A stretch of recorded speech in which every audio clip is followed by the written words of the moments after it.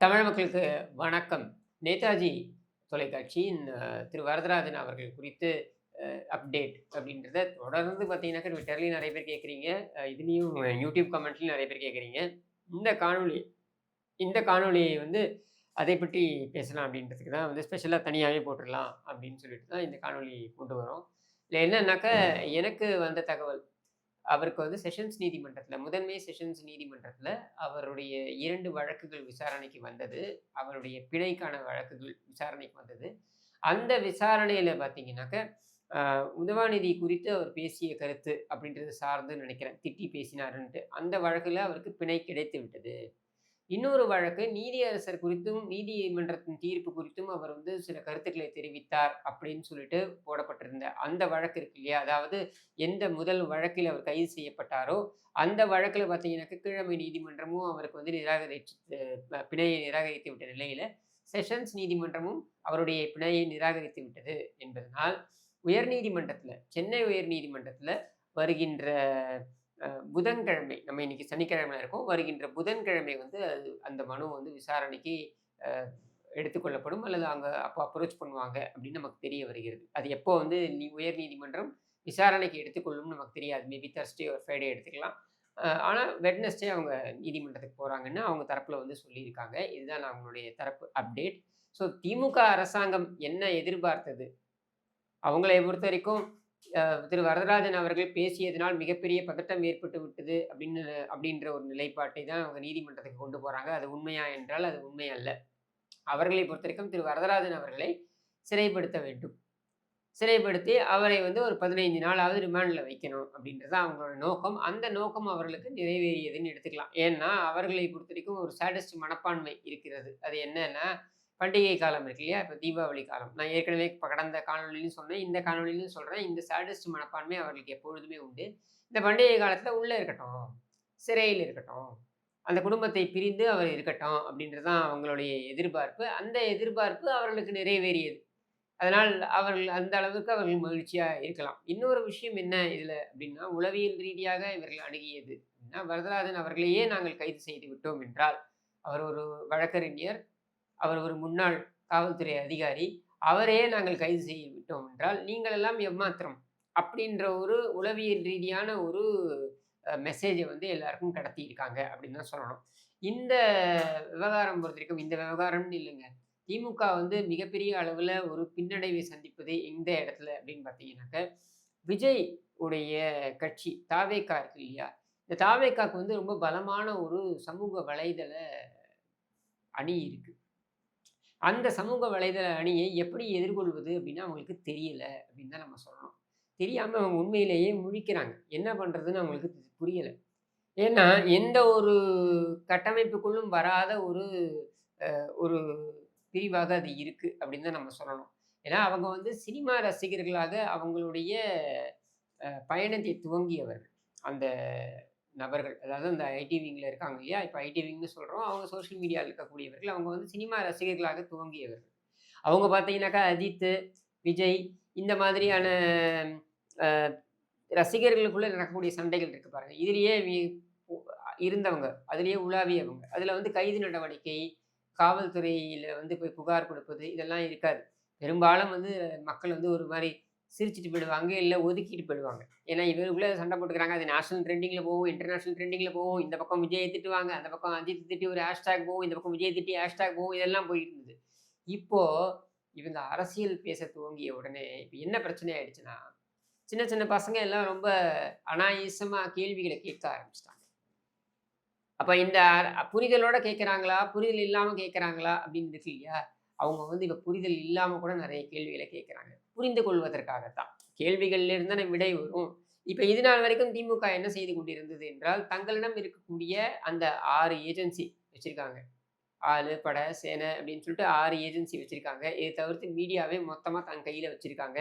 அதிலயும் முக்கியமா பார்த்தீங்கன்னாக்கா, சன் டிவி என்று ஒவ்வொரு வீட்டிற்குள்ளேயும் ஆக்கிரமித்தே இருக்கிறார்கள். அது போறாதுக்குன்னு கலைஞர் டிவின்னு இருக்கு. இதை தவிர்த்து மற்ற சேனல்களையும் தங்களுடைய ஆட்களை புகுத்தி இருக்கிறார்கள். இப்ப நெறியாளர் ஒரு பேட்டி நடக்குதுன்னா, நெறியாளரும் சேர்த்து தான் திமுகவ சொம்படிக்கிறார் அப்படின்றத நம்ம பார்க்குறோம். ஸோ இப்படி எல்லா இடத்துலயும் ஆக்கிரமித்து விட்ட இவர்கள், சமூக வலைதளங்களிலும் பார்த்தீங்கன்னா, இவங்க ஐடி விங்ன்னு உட்கார்ந்துருக்காங்க அப்படின்ற நிலையில, தனி ஆளாக ஐடி விங் என்று இறங்கி விஜயோடைய அந்த ரசிகர்கள் பட்டாளம் இருக்கு பாருங்க. அவங்க வந்து மோதுறாங்க. இது போதாதுன்ட்டு அதிமுகவுடைய சமூக வலைதளத்தில இருக்கக்கூடியவர்களும் இருக்காங்க. இப்ப என் போன்றவர்கள் திமுகவை கடுமையாக ஆரம்பத்திலிருந்து எதிர்த்து வருபவர்களும் இருக்கோம். அப்புறம் நம்ம வரதராஜன் அவர்கள் போன்றவர்கள், சவுக்கு சங்கர் போன்றவர்கள், ஃபெலிக்ஸ் போன்றவர்கள் இவங்க எல்லாரும் மாற்று கருத்துக்களை சொல்லிக் கொண்டே இருக்கிறார்கள் என்ற பொழுது என்ன செய்யறதுன்னு அவங்களுக்கு புரியல. எப்படி கட்டுப்படுத்துவீங்க இத? சின்ன சின்ன பசங்க வந்து பேச ஆரம்பிக்கிறான், கேள்வி கேட்க ஆரம்பிக்கிறான். அதுவும் அவன் சகட்டு மேனிக்கு நம்மளாவது கொஞ்சம் நான்லாம் பூசி மொழிகலாம் பேச மாட்டேன். பட் மற்றவர்கள்லாம் பூசி மொழிகியாவது பேசுவாங்க. அவன் என்ன விட தர லோக்கலா இறங்கி அடிக்கிறானுங்க. என்ன பண்ணுவீங்க நீங்க? அப்போ எதை செய்வது என்று தெரியாமல் திகைத்துக் கொண்டிருக்கின்ற ஒரு சூழல்ல தான், சரி இப்படி செய்தாலாவது இவங்கெல்லாம் வந்து பயப்படுவாங்க அப்படின்ட்டு தான் இந்த ஆயுதத்த அவங்க கையில எடுத்திருக்காங்க. இதுல திரு வரதராஜன் அவர்களை வந்து கைது செய்ததற்கு டிபார்ட்மெண்ட்டுக்குள்ளேயே அவருக்கு எதிராக சில பேர் இருந்திருக்கலாம். இதை ஒரு வாய்ப்பாக எடுத்து அவர்களும் அதை வந்து முன்னெடுத்திருக்கலாம். ஆனால் இதில அவங்களுக்கு கிடைக்கப் போவது என்னன்னா, நான் ஏற்கனவே சொன்னது போல தீபாவளி வரைக்கும் உள்ள வச்சாங்கன்ற மன திருப்தி. பட் உளவியல் ரீதியா இன்னொரு ஒரு சிக்கலும் இருக்கு இதுல. என்ன தெரியுமா? இப்ப வரதராஜன் அவர்களுக்கு அந்த ஒரு கோபம் இருக்கலாம். கோபம் இருக்கணும். ஏன்னா, அவருக்கு எதிராக நடந்திருப்பது, அவருக்கு நடந்திருப்பதுன்றது ஒரு அநீதி. சரியா?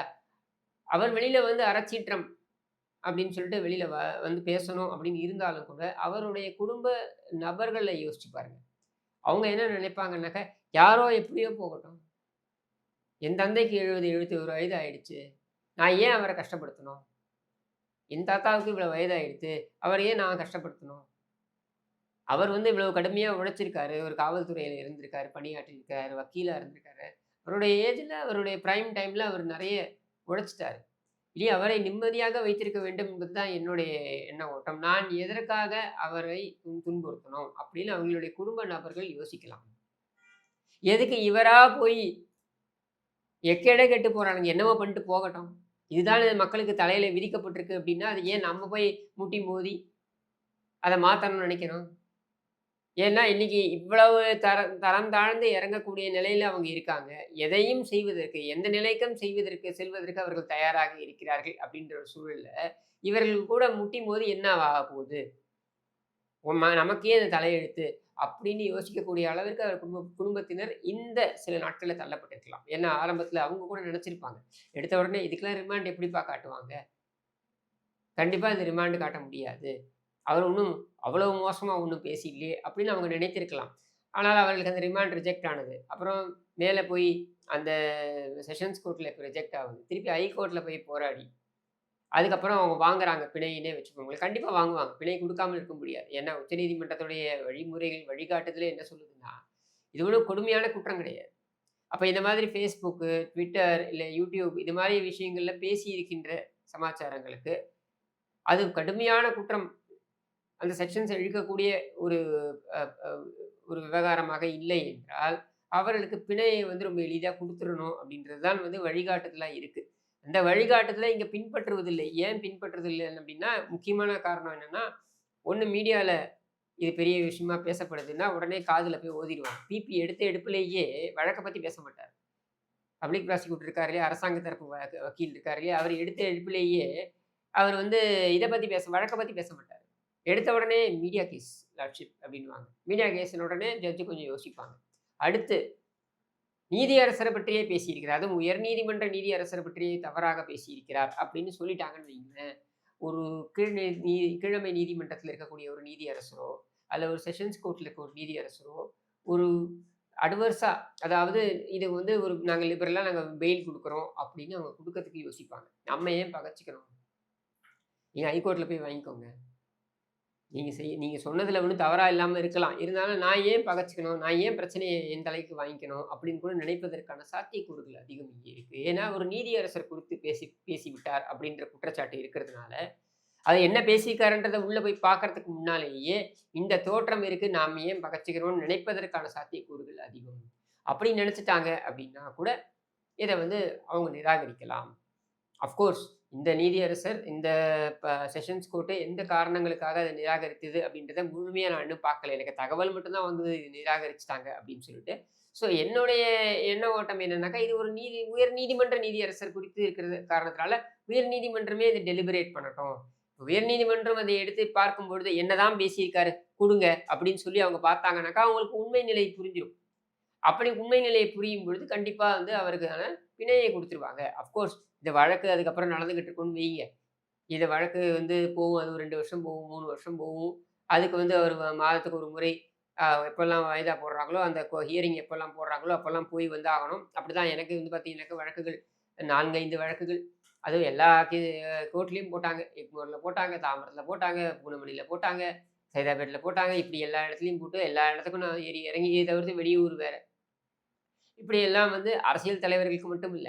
சாதாரணமா கருத்துக்களை தெரிவிக்கக்கூடிய என் போன்றவர்களுக்கும் அதே நிலைமை தான். இப்ப இதையெல்லாம் பார்க்கும் பொழுது நமக்கே ஒரு விரக்தி ஏற்பட்டுரும். என்னடா இது எவ்வளோ இடத்துல அப்ப ஏறி இறங்குறது? ஒரு நீதிமன்றத்திலேயே பார்த்தீங்கன்னா, சைதாப்பேட் நீதிமன்றத்தில மட்டுமே 5 வழக்கு. அந்த 5 வழக்கு பார்த்தீங்கன்னாக்கா, அ ஒரே டேட்ல போட்டாங்கன்னா பிரச்சனை கிடையாது. 2 நாள் விட்டு, 3 நாள் விட்டு, 4 நாள் விட்டு போட்டாங்கன்னு வைங்களேன், 2 நாள் விட்டு ஒரு வாட்டி கோர்ட்டுக்கு போய் நிக்கணும். இப்படியான நடைமுறை சிக்கல்கள், பிரச்சனைகள்லாம் ஏராளம் இருக்கு. இந்த பிரச்சனையெல்லாம் தாங்கி நாம சண்டை போடணுமா? எதற்காக சண்டை போடுகிறோம்? யாருக்காக சண்டை போடுகிறோம்? நம்ம மன நிம்மதியை குலைத்துக் கொண்டு, நம்ம குடும்பத்துடைய மனநிலைமையை நிம்மதியை குலைத்துக் கொண்டு, அதுவும் அந்த வயதுல ஒரு 71 வயது, 72 வயதுல நாம இதை செய்யணுமா? அப்படின்ற ஒரு சிந்தனை திரு வரதராஜன் அவர்களுக்கு வருகிறதோ இல்லையோ, அவர் குடும்பத்தினருக்கு கண்டிப்பாக வந்திருக்கும். அப்போ அவங்க என்ன நினைப்பாங்க? நம்ம நிம்மதியா இருப்போம். நமக்கு என்ன வந்தது? எவன் எக்கேடு போட்டு கெட்டு போனா நமக்கு என்ன? அப்படின்ற பிரஷர் அவங்க குடுக்கும் பொழுது, கண்டிப்பா அவர் குடும்பத்திற்காக அவர் செவிமடுக்க வேண்டிய ஒரு அவசியம் ஏற்படத்தான் செய்யும். அதையும் மீறி அவர் பேசினாருன்னா, அத நான் வரவேற்கிறேன். ஏன்னா, என்னை பொறுத்தவரைக்கும் திரு வரதராஜன் அவர்கள் போன்றவர்களுடைய குரல் வந்து ஒலித்துக் கொண்டே இருக்க வேண்டும் அப்படின்றது தான் என்னுடைய எண்ண ஓட்டம், என்னுடைய விருப்பமும் கூட. ஆனால் அது நடக்கக்கூடாது அப்படின்றதுக்கு என்னெல்லாம் ஆயுதங்களை கையில் எடுக்க முடியுமோ, அதையெல்லாம் அவர்கள் எடுக்கிறார்கள். எல்லாரும் சவுக்கு சங்கர் மாரி வீட்ல வந்து நீ பீவாளில வந்து பீய கொட்டிட்டு போ. ஆனாலும் நான் பேசுவேன் அப்படின்னு சொல்லக்கூடிய மனநிலையில இருப்பார்களா என்றால் சொல்ல முடியாது. எல்லாரும் ஃபெலிக்ஸ் ஜெரால்டு போல நீங்க வந்து வழக்கு போட்டா கூட நான் வந்து பேசுவேன் அப்படின்னு வந்து நிப்பாங்களா அப்படின்னா, அவங்களுடைய குடும்ப சூழல்ல அவங்களுக்கு அது உறுதுணையா இருப்பாங்களா அப்படின்னா, அதையும் யோசிக்க வேண்டியது தான். அதே மாதிரி என் போன்றவர்களும் எல்லாரையும் வந்து குண்டாஸ்ல போட்டாலும் நான் வந்து பேசுவேன் அப்படின்னு சொல்லிட்டு வந்து எல்லாரும் இருப்பாங்களா? நமக்கு என்ன வந்துச்சு? நான் 4 சினிமா ரிவ்யூ போட்டனால எனக்கு அதே வியூஸ் தான் வரப்போகுது. இன்னும் அத விட அதிகமான வியூஸ் வரப்போகுது. நம்ம பயில்வான் ரங்கநாதன் மாரி ஊர் வம்பு பேசினோம்னாக்கா, குட்டி பத்மினி, பயில்வான் ரங்கநாதன் இந்த மாரிலாம் வந்து இவர் அவரோட தொடர்புல இருந்தார். அவங்க இவங்கள வச்சுக்கிட்டு இருந்தாங்க. அப்படின்லாம் நம்ம பேசினோம்னு வைங்களேன், அது இன்னும் பயங்கரமா ஹிட்டா போகும். இல்லன்னாக்கா நம்ம இன்னொன்னு ஒண்ணு பண்ணலாம். என்ன அப்படின்னாக்கா, இந்த அமானுஷ்ய கதைகள்லாம் சொன்னா அது பயங்கர ஹிட் ஆகும். சமீபத்தில எந்தெந்த பிரபலங்கள் இறந்தார்கள் அப்படின்றத எடுத்து வச்சுக்கிட்டு, அவங்களை பற்றி அமானுஷ்யங்கள் அப்படின்னு சொல்லிட்டு, அது பேசினோம்னா அதுவும் பயங்கர ஹிட்டா போகும். இப்படி நெறைய விஷயங்களில் மக்கள் வந்து ஆர்வத்தை அதிகமாக செலுத்துகிறார்கள். 10 பைசாக்கு பிரயோஜனம் இல்லாத விஷயங்களா இருந்தாலும் கூட, அது குறித்து ஆர்வத்தை மிக அதிகமாக செலுத்துகிறார்கள்.